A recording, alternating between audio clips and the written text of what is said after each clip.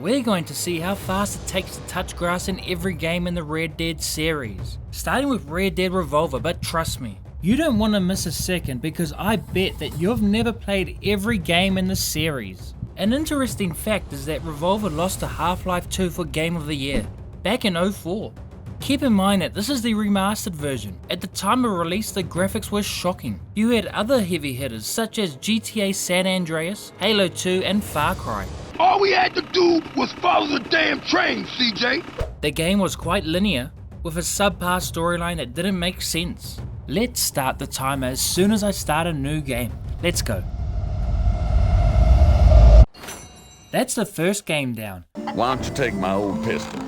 But I can guarantee that you've never heard of the next one. In fact, hardly anyone knows that it exists. It was a promotional game on Facebook that Rockstar released back in 2010, and it's technically part of the series. Red Dead Redemption Gunslingers was removed in 2012 due to updated Facebook policies, and this is the only known footage available on the internet. It's sad that this game can't be enjoyed today. It was part of the massive $200 million budget for the next game that followed.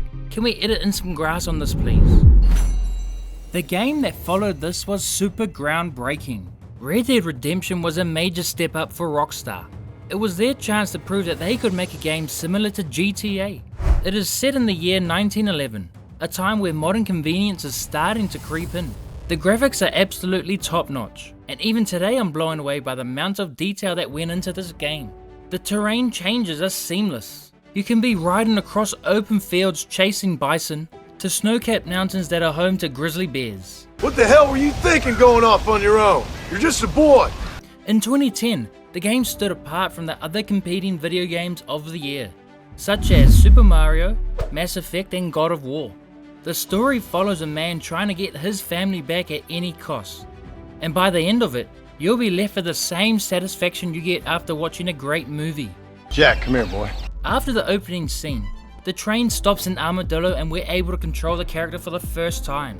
We're about to turn around here, walk over the train platform.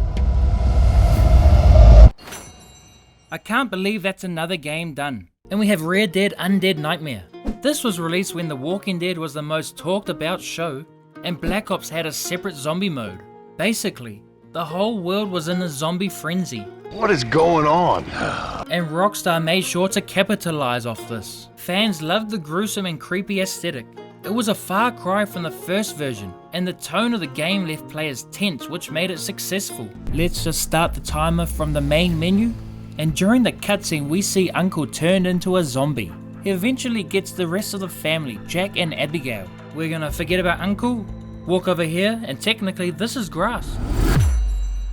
But I can guarantee you that nothing made players more tense than waiting for the next installment in this series.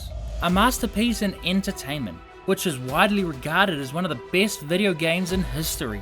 It made over $725 million in revenue in only 3 days. That's more than your favorite movie in the same time span. Well, how good for him. Sounds like he has more than enough to share. It shattered sale records and received numerous accolades. In Red Dead 2, we start in the snow, but if we hop off our horse,